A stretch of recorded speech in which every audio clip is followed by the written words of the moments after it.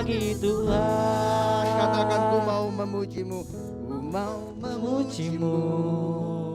Ku selalu pujimu, ku mau menyembahmu. Ku selalu sembahmu, Kau yang layak terima semua pujian, kemuliaan hanya bagi Tuhan. Biar jemaat sendiri nyanyikan pujian ini. Ku mau ku mau menyembahmu, ku selalu sembahmu, Kau yang layak terima semua pujian, kemuliaan hanya bagi Tuhan. Katakan kemuliaan hanya bagi Tuhan. Kemuliaan hanya bagi Tuhan. Sekali lagi katakan kemuliaan. Kemuliaan hanya bagi Tuhan. Mari sembah Dia. Oh, kemuliaan hanya bagi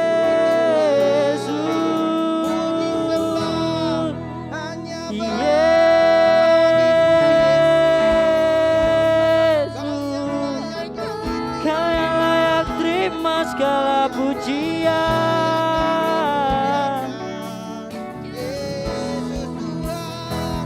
ku sembah Engkau,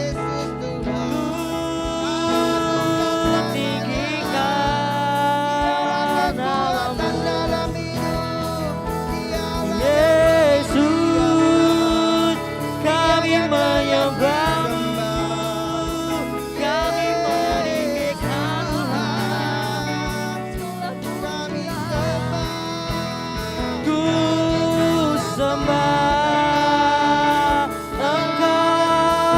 Sembah Engkau, ku puji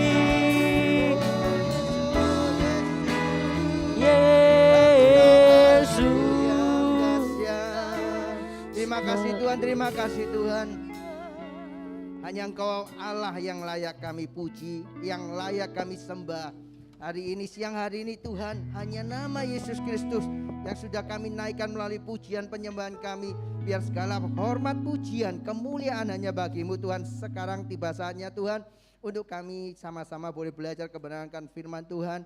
Urapi setiap kami yang hadir pada siang hari ini, baik mereka yang menyaksikan via YouTube, Tuhan urapi dan berkati. Terima kasih Tuhan, di dalam nama Yesus kami berdoa, haleluya, amin. Shalom teman-teman semua. Shalom. Tak kira tidur. Oke. Luar biasa ya siang hari ini, sedikit banyak yang hadir. Saya rindu teman-teman semua hadir di tempat ini bukan karena sebuah rutinitas, bukan karena diajak, ya kan?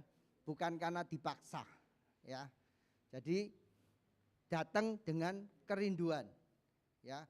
Datang menggunakan waktu yang ada kurang lebih 45 menit ataupun 30 menit ke depan untuk benar-benar kita sama-sama belajar kebenaran firman Tuhan. Kita pulang dapat sesuatu yang baru yang membangun kehidupan kita, ya. Jadi saya rindu teman-teman tidak memegang handphone untuk membuka WhatsApp ataupun Instagram ataupun TikTok, ya. Tapi pastikan itu Alkitab, ya. Oke. Teman-teman semua tahu tema gereja kita di tahun 2021? Ada yang tahu? Sorry? Menjadi dewasa. Mungkin tidak banyak yang tahu ya. Karena memang Pak Gembala tidak menyampaikan tema tersebut di awal tahun, ya. Di awal tahun kita masih ibadah online. Ya.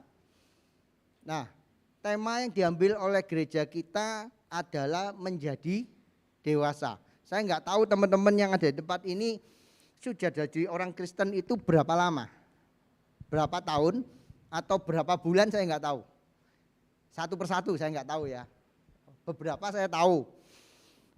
Tapi seharusnya dengan usia kekristenan teman-teman yang saya tahu ya, yang saya tahu. Seperti Marco, saya sudah kenal berapa tahun. Pungki, saya sudah kenal berapa tahun. Seharusnya sudah mulai beranjak menjadi dewasa secara kerohanian. Ya. Tuhan itu Tuhan yang progresif. Ya, Tuhan itu Tuhan yang selalu bergerak. Ketika kita tidak bisa mengikuti pergerakan Tuhan, kita akan tertinggal. Oleh sebab itu Rasul Paulus menginginkan kita tidak selalu menjadi bayi-bayi rohani. Tetapi kita mengejar kedewasaan dalam kerohanian kita. Dipaksa, bukan disarankan untuk menjadi dewasa secara rohani. Dipaksa loh, ya. Kalau kita baca benar-benar Rasul Paulus itu memaksa kita untuk menjadi orang-orang yang dewasa secara rohani. Gampangnya seperti ini. Kalau kita nanam pohon, semua pasti pernah ya. Setidaknya Anda pernah menanam biji kacang hijau karena itu jadi praktek di sekolah. Ya, setiap kita pasti pernah menanam biji kacang hijau di gelasnya aqua, ditaruh kapas ya, tumbuh jadi tauge, kecambah, terus Anda masak jadi lontong balap, ya kan? Nah, ini kita bukan ngomong tauge, bukan ngomong kecambah. Kalau kita menanam pohon, kita menanam bijinya, ya, bukan ngomong pohon yang di pinggir jalan yang tanpa buah, yang memang ditanam untuk sebuah penghijauan saja. Tapi sebagian banyak orang kalau menanam kepingin dapat buahnya kan. Iya. Begitu biji ditanam, dia akan bertunas. Ya, bertunas, dia tumbuh batangnya, terus tiba-tiba buahnya. Kan enggak seperti itu. Dia akan berdaun dulu, ya kan? Batangnya menjadi kuat, daunnya banyak, akhirnya berbuah. Kalau teman-teman menanam itu dan ternyata bertahun-tahun tidak ada buahnya, kira-kira teman-teman akan apakan pohon itu? Kita tanam situ umpamanya biji pohon mangga, pasti yang kita kepingin dapat mangganya, ya. Tetapi ternyata mangganya nggak dapat. Kira-kira teman-teman apa yang akan kita lakukan? Hah? Tebang, ya kan? Ganti bibit yang lain. Kurang lebih Tuhan itu kadang kalau memandang kita itu bisa-bisa seperti itu, ya. Karena Tuhan pun memberikan banyak perumpamaan. 3 tahun sebuah pohon ara dibiarkan tumbuh. Tahun ketiga tuannya yang punya tanah lihat kok belum ada buahnya. Pekerjanya ngomong, kasih kesempatan. Tak ramut dulu, saya akan ramut, nanti buahnya mungkin akan tumbuh berikutnya. Berikutnya tuan yang punya tanah melihat, loh belum ada buahnya juga. Tebang. Demikian juga orang Kristen. Tidak bisa kita jadi orang Kristen meskipun Anda masih SMA, meskipun Anda masih kuliah atau sudah mulai bekerja. Anda ini cuman tumbuh batangnya dan daunnya aja. Sementara Tuhan kita ini kepingin menikmati buahnya, tapi tidak didapati buahnya. Ya, Anda mungkin masih SMA, tapi Anda sudah mengenal Tuhan mungkin sejak Anda usia sekolah minggu. Harusnya bukan lagi pengertian anak-anak sekolah minggu yang Anda bawa sampai Anda usia SMA. Bukan, udah harus bertumbuh, ya. Demikian juga kita yang hari ini di sini. Ada yang sudah SMA, ada yang sudah mulai kerja, kuliah. Ayo kita belajar untuk menjadi dewasa. Ya. Kita buka yuk. Kalau tadi yang saya ceritakan sedikit itu sebuah perumpamaan. Kita akan belajar perumpamaan yang memang langsung diperagakan oleh Yesus sendiri. Ya. Kita baca di Markus 11 ayat 12 dan 14 sampai 14. Markus 11, 12 sampai 14. Saya undang teman-teman sama-sama bangkit berdiri. karena ayatnya enggak banyak, kita mau baca bersama-sama. Ya. Bacanya enggak usah kebut-kebutan. Sama aja, ketukannya sama, ya. Jangan ada yang gini-gini, jangan ya. Ketukannya sama. Jadi enggak kebut-kebutan, oke? Markus 11 ayat yang ke-12 sampai ke-14. 1, 2, 3. Keesokan harinya sesudah Yesus dan ke-12 muridnya meninggalkan Betania, Yesus merasa lapar. Dan dari jauh ia melihat pohon ara yang sudah berdaun. Ia mendekatinya untuk melihat kalau ia mendapat apa-apa pada pohon itu. Tetapi waktu ia tiba di situ, ia tidak mendapat apa-apa selain daun-daun saja. Sebab memang bukan musim buah ara. Maka katanya kepada pohon itu, jangan lagi seorang pun makan buahmu selama-lamanya. Dan murid-muridnya pun mendengarnya. Amin. Silakan duduk. Ya. Kalau tadi yang saya cuplik itu ditulis di Lukas kalau nggak salah, itu benar-benar sebuah perumpamaan. Nah, kalau ayat ini beberapa penafsir mengatakan bahwa ini adalah sebuah perumpamaan yang langsung diperagakan oleh Yesus sendiri. Ya. Perikop ini sebuah perumpamaan yang langsung diperagakan. Nanti ada pertanyaan, kok Yesus merasa lapar? Ya, ketika Yesus hari itu melihat pohon ara, Yesus itu masih 100% manusia. Meskipun ketuhanannya juga melekat pada diri Yesus waktu itu. Jadi wajar kalau merasa lapar. Tapi tidak wajar karena pohon itu tidak perlu dikutuk. Nah, kenapa kok pohon dikutuk? Ya karena ini sebuah perumpamaan yang diperagakan Yesus pada waktu itu. Kalau kita baca satu perikop di atasnya, itu bercerita bagaimana Yesus dieluk-elukan ketika mau memasukin kota Yerusalem.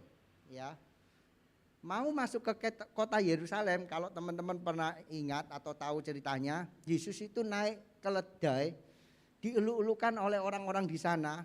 Mereka itu melepas jubahnya, dihamparkan ke tanah. Mereka memotong daun-daun pohon, dihamparkan ke tanah supaya Yesus melalui semuanya itu. Orang-orang itu rela melakukan seperti itu.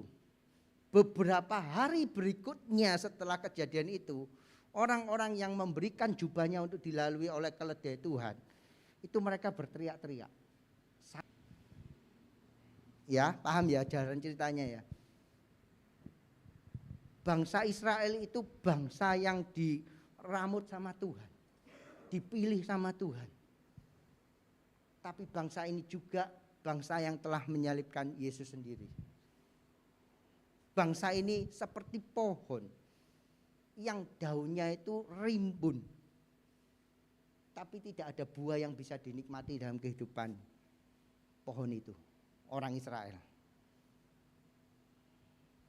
Nah, apa pelajaran yang kita bisa tarik dari perumpamaan yang diperagakan langsung oleh Yesus pada waktu itu?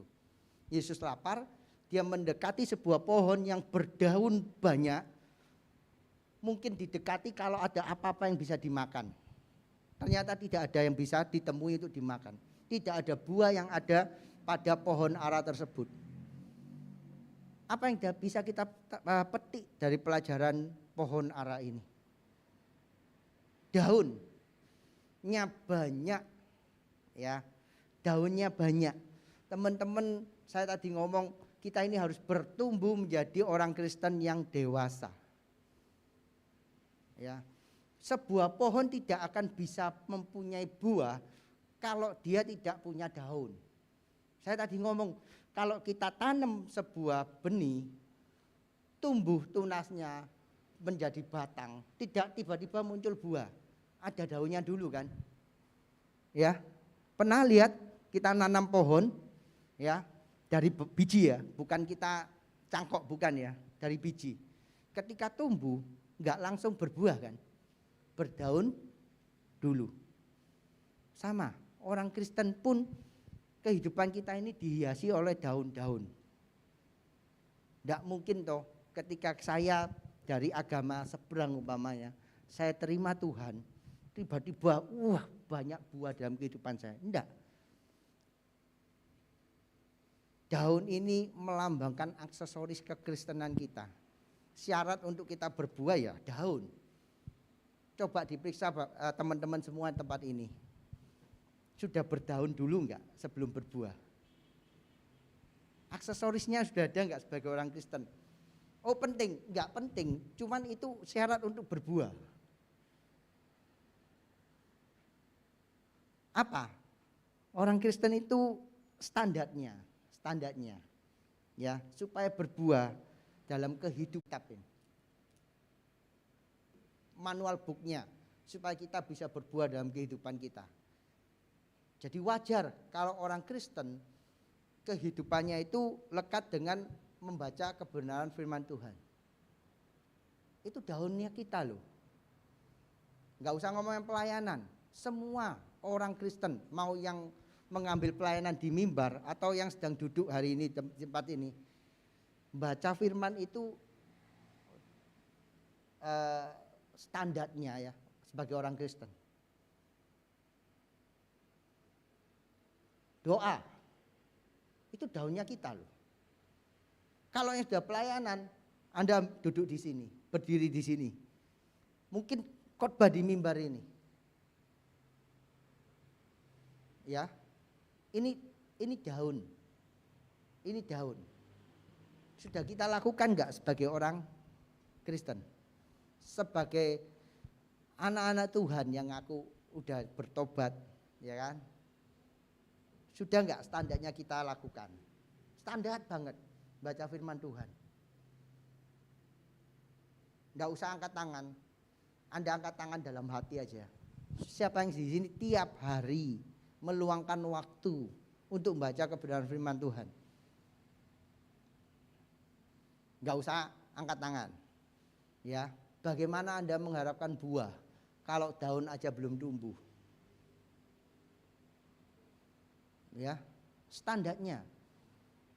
Di sini kita bisa tahu, oh berbuah itu stepnya seperti itu. Itu sebagai jemaat, sebagai pelayan Tuhan. Ayo, ini manual book kita. Untuk kita tahu bagaimana jadi orang Kristen yang seturut dengan apa yang Tuhan Yesus mau. Ya, manual booknya ini. Kalau kita nggak tahu manual booknya ini, saya sering cerita. Kita beli handphone ini mahal-mahal umpamanya. Ya, handphonenya itu lebih cerdas daripada yang megang. Kenapa? Karena kita nggak tahu fungsinya. Akhirnya handphone yang begitu cerdas itu cuma kita pakai jadi telepon sama WA. Selebihnya kita nggak tahu fungsinya apa.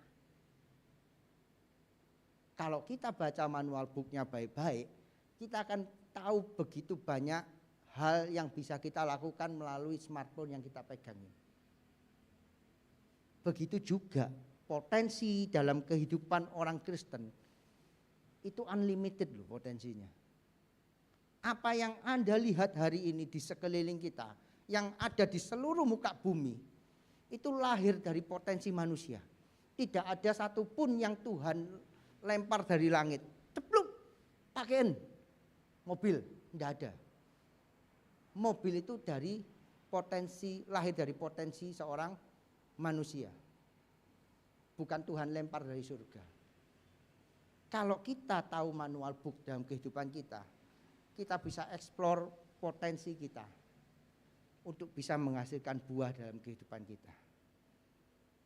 Ya, kuasai ini. Kita hidupin ini. Buahnya akan keluar. Nah sekarang kita periksa, kita udah punya buah nggak dalam kehidupan kita? Bukan berarti saya yang ngomong di depan ini sudah berbuah-buah banyak, bukan. Firman ini, perikop ini saya pernah bagikan, saya lupa di YouTube sudah pernah enggak. Beberapa tahun yang lalu saya pernah bagikan ini. Ya, saya